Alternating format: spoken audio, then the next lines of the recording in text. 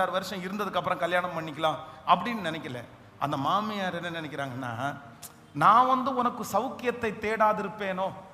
அவங்க நடந்துக்கிற விதத்தை பார்க்கும்போது, என் மகளே நீ இன்னைக்கு நைட்டு மட்டும் நீ பொறுமையாரு, அந்த மனுஷன் இந்த காரியத்தை செய்து முடிக்கிறதுக்கு முன்னாடி என்ன பண்ண மாட்டான், தூங்க மாட்டான், இளைப்பாற மாட்டான். அதுக்கப்புறம் இவங்க கல்யாணம் பண்ணி வச்சு ஒரு குழந்தை பெத்த உடனே அந்த குழந்தைய வாங்கி தன்னுடைய மடியில வச்சு, நீ சின்ன பிள்ளை, நீ ஒன்றும் அனுபவிக்கல, நீயும் கணவனார் என்ன பண்ணுங்க, நீங்க சந்தோஷமா வேலையை பாருங்க, நான் யாரை பார்த்துக்கிறேன். நகோமி ஒரு பிள்ளையை பெற்றாள் அப்படின்னு மொத்த பொறுப்பையும் எடுத்துட்டு இவங்க பாட்டுக்கு நீ நல்லா இரு மகளே, நீ நல்லா. இது யாருக்கு வரும்?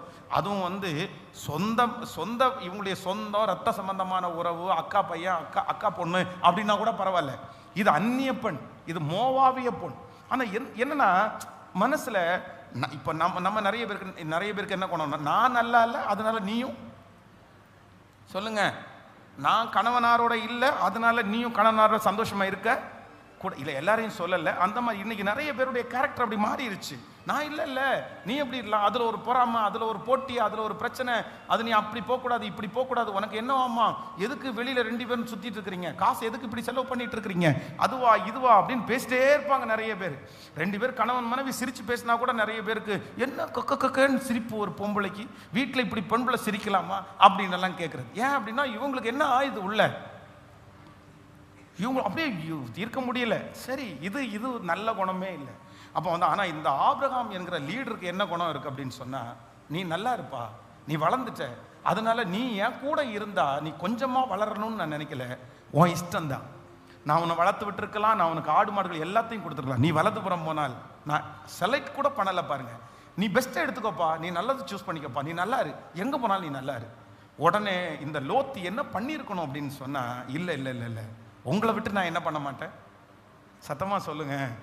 இதைத்தான் யாரு பிடிச்சானா, ரூத் பிடிச்சாங்க. உம்மை விட்டு பிரிந்து போகிறதை குறித்து இதை குறித்து நீங்க என்ன பண்ண வேண்டாம், நீங்க பேசாதீங்க, நீங்க போகிற இடத்துல தான் நான் வருவேன். நீங்க எந்த இடத்துல இருக்கிறீங்களோ தங்குறீங்களோ அந்த இடத்துல நான் தங்குவேன். நீங்க மரிக்கிற இடத்துல நானும் மரிப்பேன். ஒரு உடன்படிக்கை. ஏன் அப்படின்னா எனக்கு ஆண்டவரை காமிச்சது யாரு, நீங்க. இந்த வளர்ச்சியை காமிச்சது யாரு, நீங்க. இந்த உயர்வை நான் ஏசப்பாவை பிடிச்சது உங்களால தான் நான் பிடிச்சிருக்கேன், அதனால உங்களை விட்டு நான் என்ன பண்ண மாட்டேன்.